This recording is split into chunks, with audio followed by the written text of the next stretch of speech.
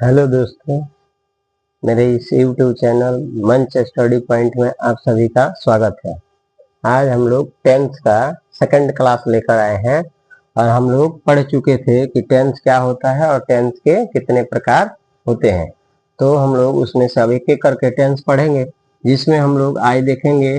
पहला हम लोग का जो था वो था प्रेजेंट टेंस। क्या था? Present tense. ठीक है। और प्रेजेंट टेंस को आपको बताए थे कि हिंदी में इसको क्या कहेंगे? वर्तमान काल कहते हैं। अब वर्तमान काल जो आपका यानी कि इसका भी यानी कि टाइप्स था। ठीक है। इसका कितना टाइप्स था? तो इसका 4 टाइप्स था। पहला, यहाँ पे दूसरा, एक बार रिवीजन करवा देते हैं। इसका यहाँ पे तीसरा और यहाँ पे चौथा। ठीक है। 4 प्रकार का था, जिसमें पहला हमारा था present indefinite tense. Present indefinite tense. ठीक है।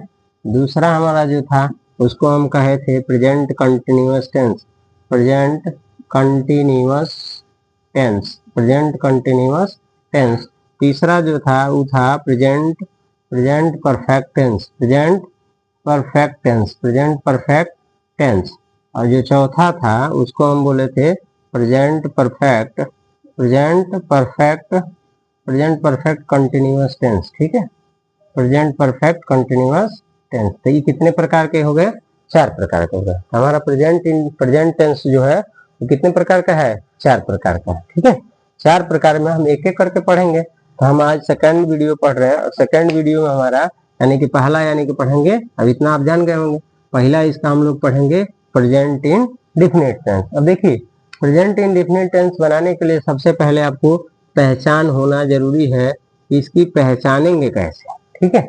प्रेजेंट इंडेफिनिट में सेंटेंस अगर कोई रहेगा तो उसको कैसे पहचानेंगे? तो इसका होता है कि जिस हिंदी क्रिया के अंत में जिस हिंदी क्रिया के अंत में हिंदी क्रिया के अंत में क्रिया के अंत में ता है। ठीक है। ता है, ती है और ते है रहता है तो प्रेजेंट इंडेफिनिट टेंस में present indefinite present indefinite tense में बनाया जाता है। ठीक है। बनाया जाता है। अब आप समझ गए होंगे, एकदम आसान भाषा है कि जिस हिंदी क्रिया का अंत में क्या आएगा? ता है आएगा, ती है, ते है आएगा, उसको प्रेजेंट इंडेफिनिट टेंस में बनाया जाएगा। अब बनाने से पहले इसका स्ट्रक्चर जान ले कि कुछ इसकी बनावट होगी ना। आपको पहले वीडियो में बताए थे इसका कुछ बनावट होगी। बनावट क्या होता है? तो देखिए, एक तो सब्जेक्ट होता है, सब्जेक्ट के बाद यानी वर्ब होता है। अब वर्ब में इसमें एस ई एस लगा दिया जाता है। उसके बाद क्या होता है? ऑब्जेक्ट होता है। उसके बाद अदर वर्ड जो आते हैं उसको लिख दिया जाता है। ठीक है। तो हमारा यही स्ट्रक्चर है। जैसे एग्जाम्पल देखिए, बेहतर समझ में आएगा आपको। ये सब जैसे मान लीजिए कि वह किताब पढ़ता है। वह किताब पढ़ता है। अब देखिए, वह किताब पढ़ता है, इसमें सब्जेक्ट है, वर्ब है पढ़ना, और किताब क्या है? ऑब्जेक्ट है। इसको सब्जेक्ट बोलेंगे, इसको ऑब्जेक्ट बोलेंगे, इसको क्या बोलेंगे? वर्ब बोलेंगे। ठीक है। अब बनेगा कैसे? तो आपको बताएं कि पहले सब्जेक्ट लिखना है। तो ही माने क्या होता है? ही माने होता है वह, और पढ़ना का क्या होता है? रीड। और रीड के संग एस लग जाएगा। क्या पढ़ता है? तो बुक पढ़ता है, तो लिखेंगे ही रीड्स बुक। ठीक है। और एक दूसरा एग्जाम्पल लेते हैं कि वह वह एक गीत गाता है। वह एक गीत गाता है। वह एक गीत गाता है। ठीक है। तो वह का क्या होगा? ही। गाना का क्या होता है? सिंग। आपको बताएं कि सिंग में एस ई एस लगाना है। अभी बताएंगे कि एस ई एस कहाँ लगता है। तो सिंग अ सॉन्ग, यानी कि कितना गाना गाता है? एक गीत गाता है। ठीक है। ये देख लिए होंगे, उतार लिए होंगे। ठीक है। पढ़ लिए, समझ गया। अब देखिए, अब हम आपको बताते हैं, इसको मिटा दें।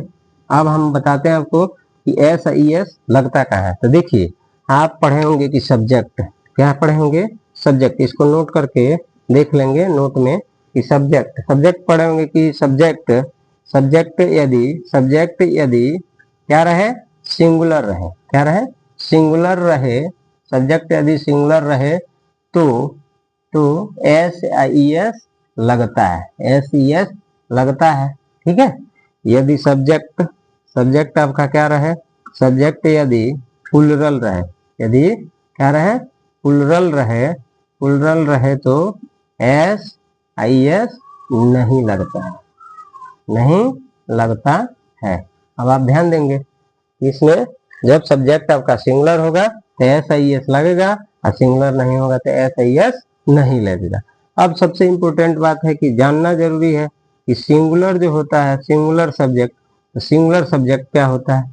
सिंगुलर सब्जेक्ट जैसे ही हो गया, सी हो गया, ईट हो गया, दिस हो गया, ठीक है। दिस तो छोड़िए यहाँ नहीं आता है, बट यहाँ पे यानी कि एक नाम हो गया जिसको आप बोलेंगे सिंगल नेम, ठीक है, सिंगल नेम ETC इसमें आ जाएगा, ठीक है। राम श्याम सिंगल नेम की जगह बढ़िया है कि आप लिख लीजिए राम आ जाए, सीता आ जाए, एक नाम आ जाए, इसको हम बोलेंगे सिंगल, यानी कि इसको सिंगुलर बोलेंगे। वही अगर देखा जाए तो प्लुरल सब्जेक्ट क्या होता है?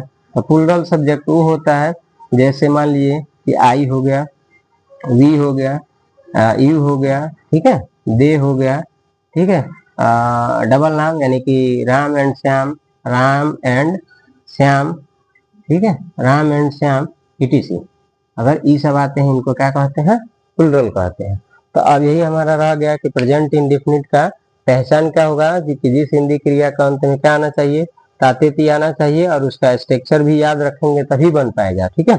और ये जानना जरूरी है कि सब्जेक्ट यदि सिंगुलर होगा तो SIS लगेगा और सिंगुलर नहीं होगा तो SIS नहीं लगेगा। तो हमको जानना होगा कि प्लुरल में क्या आता है? आई आता है, वी आता है, यू आता है, दे आता है, राम एंड श्याम यानी कि डबल नाम। एक से आप जानते हैं कि एक से अधिक यानी कि अगर कोई संख्या हो जाती है तो प्लुरल में हो जाती है। अब देखिए यहाँ तक आप समझ गए होंगे। अब देखें अगला हम लोग थोड़ा सा प्रैक्टिस कर लेते हैं। प्रैक्टिस करना बहुत जरूरी है, प्रैक्टिस करेंगे तभी हमको समझ में आएगा, प्रैक्टिस नहीं करेंगे तो हम लोग को समझ में नहीं आएगा, ठीक है। तो प्रैक्टिस में क्या करेंगे देखिए, अब आपको प्रैक्टिस करवा देते हैं 5 सेंटेंस। मान लीजिए पहला लिखा जाए कि वह गेंद खेलता है, वह गेंद खेलता है, ठीक है, वह गेंद खेलता है, ठीक है। वे लोग विद्यालय जाते हैं, वे लोग विद्यालय जाते हैं, ठीक है। अगला देखेंगे कि हम लोग अपना कार्य करते हैं, अपना कार्य करते हैं, ठीक है। सीता बाजार जाती है, ठीक है। तुम लोग आम खाते हो, आम खाते हो। देखिए हो गया 5 सेंटेंस, 1 2 3 4 और 5। देखिए प्रैक्टिस कर लीजिए। अब वह गेंद खेलता है, आपको बताया ही क्या है? सिंगुलर है। तो खेलना का क्या होता है? प्ले। यहाँ पे S लग जाएगा तो प्लेज। और क्या खेलता है? बॉल, तो लिख देंगे बॉल। अगला है वे लोग क्या है? प्लुरल है तो दे। इसमें जाना यानी वर्ब है तो दे गो। इसमें तो SIS नहीं लगेगा क्योंकि प्लुरल है तो गो टू, कहाँ जाते हैं? स्कूल, यहाँ पे लिख देंगे स्कूल। अगला हम लोग अपना कार्य करते हैं, वी क्या है? प्लुरल है वी। कार्य करना का होता है डू। कौन सा अपना काम करते हैं? तो आवर वर्क, यानी कि हम लोग अपना काम करते हैं। यहाँ पे SIS इसलिए नहीं लगा कि जो वी है वो क्या है? प्लुरल है। अगला देखिए सीता, एगो नाम आया है तो सीता सिंगुलर होगा। जाना का मीनिंग क्या होता है? गो, तो यहाँ पे ES लग जाएगा गोज। और टू कहाँ जाती है? मार्केट, तो लिख देंगे सीता गोज टू मार्केट। जैसे तुम लोग है तो बहुत हो गया, एक से ज्यादा संख्या हो गया तो प्लुरल हो गया।